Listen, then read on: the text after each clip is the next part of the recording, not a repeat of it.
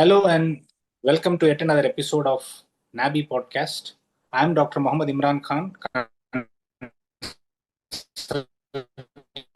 plastic and reconstructive surgeon from Trichirappalli. Absolute privilege to welcome today's guest, Dr. Anjana Malhotra ma'am, Principal, Chief Medical Director and Head of the Plastic and Reconstructive Surgery at Central Hospital, Southeastern Railway, Kolkata. With fellowships in microvascular, cleft, craniofacial, and breast reconstruction from world-renowned hospitals and centers, including Changgung Memorial Hospital in Taiwan, Michigan, and University of Pennsylvania, she has pioneered advanced reconstructive care in Eastern India. Beyond her outstanding clinical work, she has led national burn care initiatives, performed thousands of cleft surgeries with Mission Smile, and mentored the next generation of plastic surgeons. We are truly honored and delighted to have you with us on this show today, ma'am. Thank you, Dr. Imran, for those kind words. And I hope today we decided to take up an uncommon topic of nutrition in burns. Although this topic is very neglected, I feel it's a very, very integral part of the treatment of burns. Unless the Yes, ma'am. patient gets a proper nutrition, he or she is not going to recover from the burns, whatever else surgically or via dressings we may do. So I think that is why Dr. Imran and myself thought that we will discuss this today. So over to you, Dr. Imran. Yes, ma'am. I'll start sharing my screen. So while Imran shares his screen, although this is a very old paper which we are discussing today, yet what it says is very relevant to clinical practice even today. So I think Dr. Imran will start discussing the paper. Yes. So to start with, we should ask a question. Question raises why nutrition matters. Burn injuries trigger one of the extreme hypermetabolic and catabolic responses in the body. So without careful nutrition, patients face delayed healing, infection, and poor recovery. The review we are discussing today, titled Practical Guidelines for Nutritional Management of Burn Injury and Recovery, published in the year 2007, lays out a structured approach to this. So, ma'am, why do you feel nutrition has become such a central therapy in burn care, actually? Actually, the first thing is that, without proper nutrition, unless you push in amino acids and protein into the patient, there's such a hypermetabolic response. Amino acids leave the muscle and there is total muscle wasting. So unless we take care of this right from the beginning, whatever other intervention we do is not going to help the patient. Also, it's very, very difficult to determine the nutritional status in burn patients because it's changing every day. And you see, the catabolic response is there in the first few days. If you can get the wound to cover, this response decreases, even though wounds which have been covered still evaporate water and fluids because that coverage is still not stable. So there are so many factors which interplay in these patients, and unless we pay strict attention to nutrition, we are not going to get the patient to heal in time and recover in time. Definitely. So, moving on, the nutritional assessment, which is our first step in assessing nutrition in a patient with burns. So the table which the article shows describes how monitoring at different phases of burns is essential, like intensive lab tests, weight checks in acute care, and weekly tracking in rehabilitation, and Yes, that. monthly weight checks during convalescence. Yes, I agree because this dry weight can only occur, you can only take the weight of the patient following resuscitation, because during the first 72 hours, we are pushing in so much fluids, and then the capillaries are leaky, the extracellular water is being retained. So the weight is not a sensitive way of monitoring nutrition then. So this dry weight resuscitate, the monitoring of dry weight has to be done at the end of resuscitation. The Yes. calorie and protein intake obviously is what we all have to monitor every day. But I think what this chart tells us mainly is that although we think albumin is a good way of monitoring what's happening to the protein status of the patient, it's not. So the main thing we need to monitor is pre-albumin, which should be done bi-weekly, and C-reactive protein again done bi-weekly. When the patient is in the acute phase, the CRP keeps growing and going up. But as the patient starts getting stable, the CRP should keep going down, while the pre-albumin, which is low in the acute phase, should start going up if proper nutrition and management has been done. Now, urea nitrogen is also a very good way of monitoring, and it should start decreasing once the protein goals are met. However, in India, I don't think any of us is using this regularly in clinical practice. Dr. Imran, what is your opinion about urinary urea nitrogen? We don't do it as a routine in our Yes. center. And the same with indirect calorimetry. This is the most important, method of monitoring the nutritional status of the patient. But again, most of us don't have access to it. So I think for most of us, it's the weight and the calorie and protein intake which we monitor daily. Would you agree, Dr. Imran?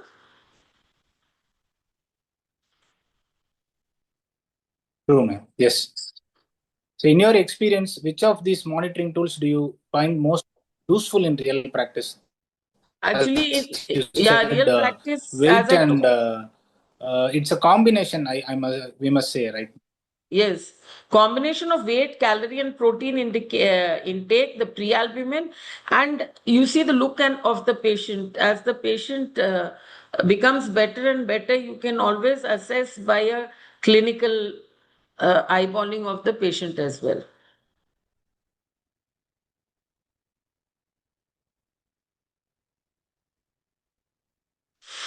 Yes. So now let's discuss how much nutrition a burn patient needs. So what affects energy expenditure in burns? The metabolic rate increases, and eventually the calorie needs also increases in conditions like that, and in cases of mechanical ventilation. And the calorie needs decrease with wound closure, with warm environment and sedation, adequate analgesia, and bed rest. So, sicker and more open the wounds, the more calorie the body burns. As the wound closes early and patient stabilizes early, calorie needs drop. Yes, so So, there. it requires around 1.5 gram per kg per day, and giving more. Yes, yeah. So there is no doubt that early burn wound excision and closure Yes, of ma'am. these wounds is the mainstay of treatment. But till you can achieve it, it's very important that you maintain the nutrition. And you see, there is a caveat here in the sicker patients, like those who are on ventilation, are not yet mobilized or are too sick to be mobilized. Their energy needs are less. And one other thing which comes out from these slides is that you have to give proper pain relief. Pain relief to the patient is very important because that again reduces the overall calorie expenditure and requirement. That's true. So, even though indirect calorimetry is considered gold standard, but it is not often used in our country like India. So, do you think predictive formulas have any value, hold any value? Actually, we are all still using those the predictive formulas, but it is more, as we discussed, that it is more measure the calorie intake the patient is having, and the calorie intake is estimated by these formulas. And as you know, burns has the highest stress factor compared to any other trauma. But having said that, it is often seen that we overestimate the calorie requirements in burns because of the hyperventilation and because of the fluid retention. We often overestimate, and that we have to correct. So let's move to how the nutrition is being delivered to the patient.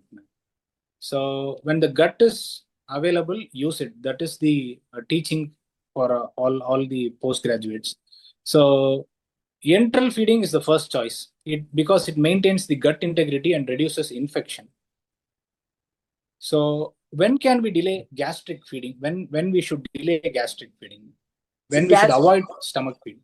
Yeah, so see, gastric feeding needs to be delayed in certain situations. Like, we shouldn't just jump in to do enteral feeding, although it is the best method of nutrition. So you have to delay it when you see the patient is having vasopressors.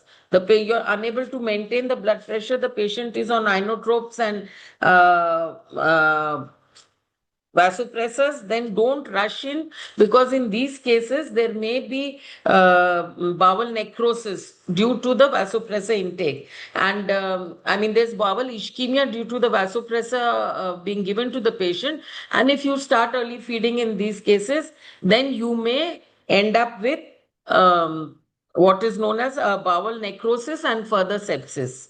The other thing is you have to measure the GI output. If it's less than 200 ml per hour, and you have a good the abdominal girth is stable, that means there's no distension, then you have to start enteral feeds very slowly at the rate of 0.5 ml to 1 ml per hour.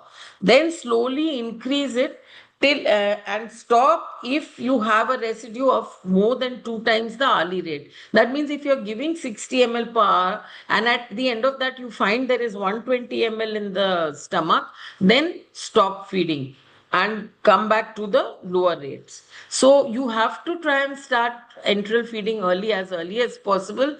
But these are the caveats, especially when the patient is ventilated and you are unable to maintain the blood pressure without use of inotropes. Be cautious in starting enteral feeding. Yes. So if the gut isn't safe, don't feed it. Switch to small bowl or that is all. So still enteral feeding, often if it isn't enough in the acute unstable phase, that's where the parenteral nutrition comes in. So the standard parenteral nutrition formula is described in this article. So protein comprises of 10 to 15% of calories. Carbs remain the main source, but capped to avoid overload. Fats are kept minimal unless long-term parenteral nutrition is needed. So what is your take on this? Yeah, so I totally agree with this paper. In our unit also, we are using parenteral nutrition very frequently along with enteral nutrition. There are two reasons for this. One is when you're doing early burn wound excision, the patient is in and out of theater. Maybe every day, every alternate day. So he or she is fasting, and you're unable to meet the caloric requirements of that day if you just depend on enteral feed. So in that period, we depend a lot on parenteral nutrition to get the calorie requirement in, because as it is, the patient has a central line. However, there are some things to know about parenteral nutrition. Line care is very important. That is for every parenteral nutrition. But for burns specifically, as you can see in this chart, the lipids have to be restricted, because otherwise you have all the complications of giving extra lipids like liver steatosis and triglycerides increase, and so on and so forth. And the mainstay of parenteral nutrition in burns has to be a high amino acid or protein level, So the proteins you have to take care, there should be at least 2.5 to 4 grams per kg of the body weight, whereas restrict fats to just 1.5 gram of fat per kg per day.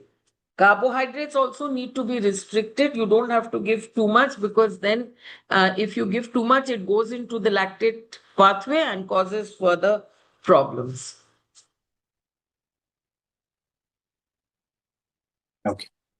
So the next table actually discusses about the guidelines for using parenteral nutrition. They say that start parenteral nutrition only if enteral nutrition isn't possible or insufficient. Use it as a supplement and not replacement when partial enteral feeding is tolerated. So stop parenteral nutrition as soon as the enteral nutrition meets the needs. So in simple terms, parenteral nutrition is a backup plan, not the first choice. This is what we understand from the article. Yeah, exactly. This is very, very correct. That parenteral is just, you see, used to give you that number of calories. It's not the mainstay of nutrition in these patients. And again, the cost factor is involved, as you have shown, and you have to give lipids very, very carefully.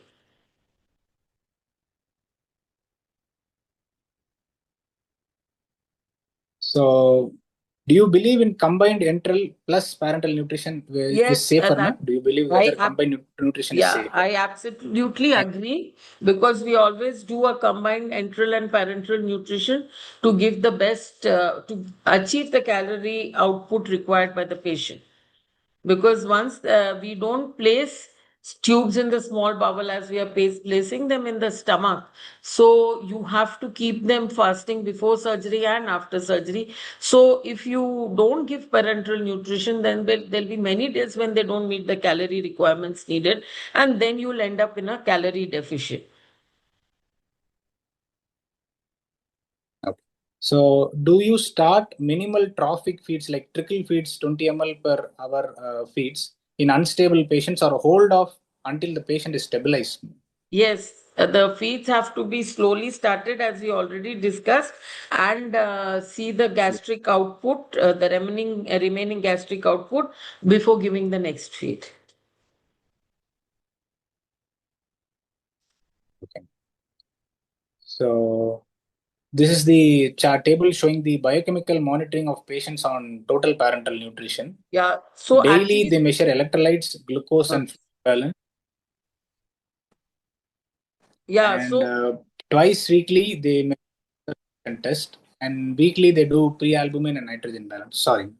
no, that's correct. So basically, this is patients who are having total parenteral nutrition.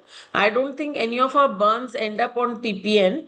It's partial parenteral nutrition. But once you give parenteral nutrition, it's very, very important to obviously monitor the electrolytes, but also the LFT, the prealbumin, and more than the prealbumin, CRP, which you are monitoring for all burns. It's very important to see the triglycerides and the glucose, because this is what changes when you're giving parenteral nutrition.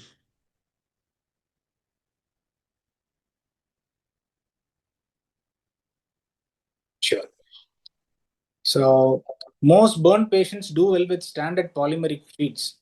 Specialty formulas aren't essential if calories and proteins are adequate. But the article discusses about the immunonutrition also. So the glutamine protects the gut, reduces infection, supports healing, shows some promising evidence in this article. Arginine virus may help in wound healing, but can worsen outcomes in sepsis. It's still debated. So then there is the question of the route also, whether to go for a gastric feeding or a small bowel feeding. So standard feeds are fine, but glutamine looks promising. Arginine is controversial, and the choice of route depends on patient's safety, ma'am. Do you see glutamine supplementation becoming routine in burns care, ma'am? Yeah, I think we use it very often. We are using it IV, and later, when the patient is tolerating feeds properly, we are giving it orally as well.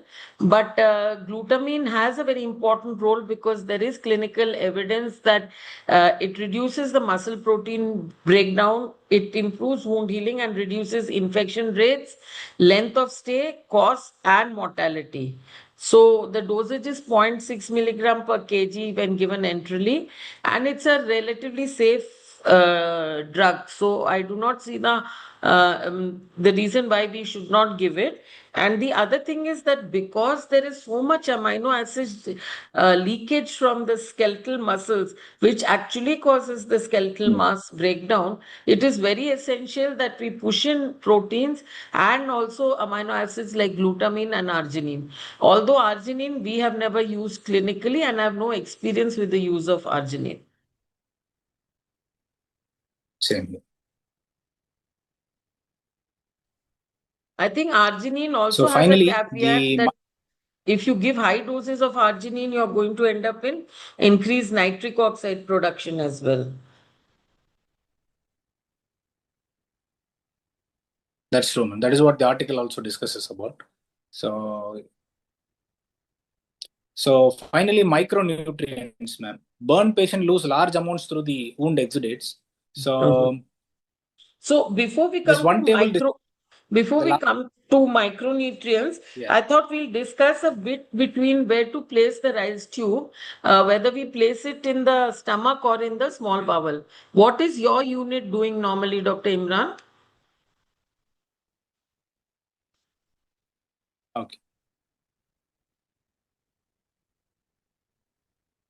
What we do is we place it as a nasogastric tube. We place it in the stomach only. Not very rarely, or I don't remember placing it in a small bowel so far So, in my 3.5 years of work in burns unit. We have so actually, I feel only a nasogastric. yeah, I think most of us are placing it in the gastric. We're doing gastric feeding only. And the advantages of gastric feeding are that it is well tolerated and it's got a lesser incidence of diarrhea as compared to small bowel. Also, it supports ulcer prophylaxis. That means there's less chances of ulcer formation if you give gastric feeds, and it's simple to administer. But again, the disadvantage, as we said, is that they have to be stopped perioperatively, and that is why most of these patients, when they're in and out of surgery, require supplemental parenteral nutrition. The other thing is that uh,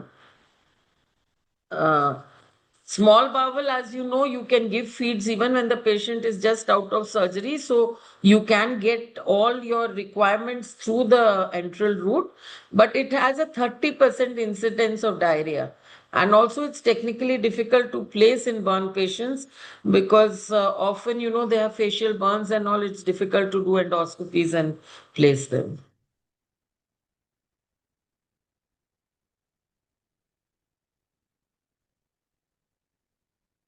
Dr. Imran? Yes. Mhm. So now we move on to finally the micronutrient. Yeah. Yes, ma'am. So we'll proceed further, ma'am. Yes, Okay. please. So finally, micronutrients. Burn patient lose large amount of nutrients through the wound exudate. So, ma'am, audible? Yes, you're audible. Please continue. Ma'am? Yes, you're audible. Yes, ma'am. Sorry. So,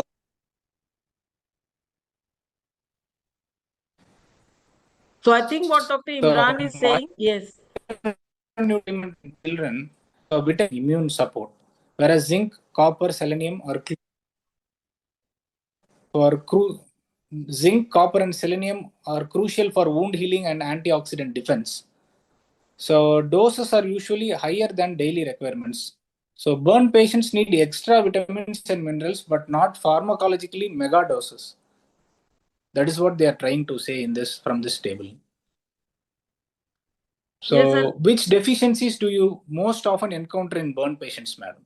Is there a actually, As this paper has also clearly said that if you give a multivitamin with trace elements, first parenterally and then later just a tablet, it's usually enough because you're giving proper nutrition enterally and they're getting, in that, I think you usually get all the trace elements needed. Vitamin C supplementation is normally done, but zinc, copper, and selenium we have never given separately. I have seen severe zinc deficiency in one of the patients in our intensive care unit. She wasn't a burn patient, she was a shortcut syndrome, and she was on total parenteral nutrition. She developed blistering all over the body, and then it was found that was due to zinc deficiency. The moment she got zinc, it just disappeared miraculously. But I've never seen this kind of thing in burns patients because we are able to give them, I feel, parenteral feeding. And vitamin C, more commonly, we use it as a tablet in our Yeah. center, ma'am. Yeah, What we do are also you using as a suggest? tablet. What do you Yes, do? we are giving as a tablet as well as in with the, you see, rice tube feeding. The patient is encouraged if they can to have that tablet orally also. You see, there's another thing, even with this rice tube feeding, patients are given little food orally to allow them to get the taste and feel that they're having food.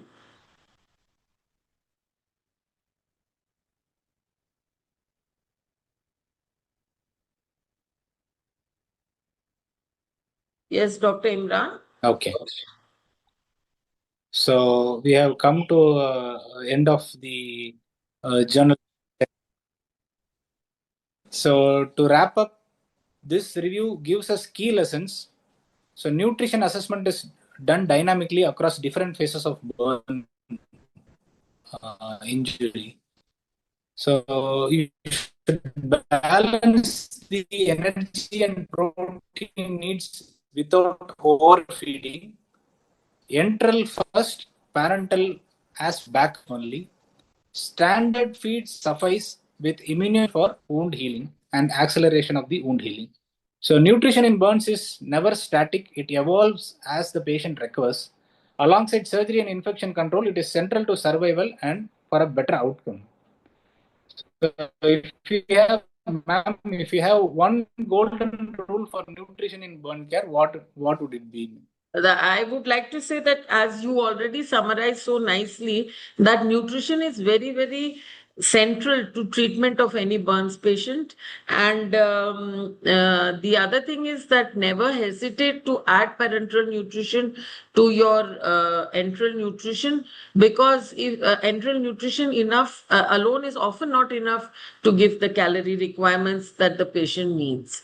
And beware of trace element deficiencies, but usually if you are able to give a multivitamin and are able to give the patient a good parenteral, good enteral feed, then you are usually not left with trace element deficiencies.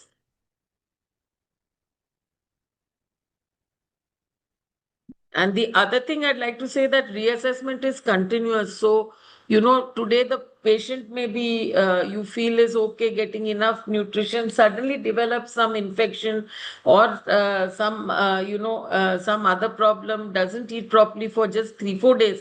Again, the nutritional status can go down.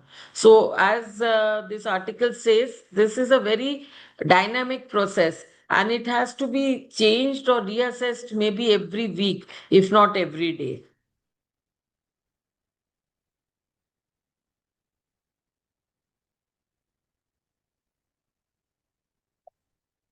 Dr. Sharing Imran, your insights, man. yes. It's been an absolute. So we'll conclude, ma'am. So it's an absolute honor having you here, ma'am, and I'm sure our listeners will benefit greatly from your expertise. Thank you very much, ma'am. Thank you, And Dr. if at all you want to add up something, you can tell, ma'am. I, Otherwise, we I can. think I have told whatever I knew, and I hope it has benefited the juniors. And we have been able to simplify nutrition in burns to whatever extent is possible. Thank you so much, Dr. Imran, for having me over, and thank you to Navi for starting this podcast series. Thank you. And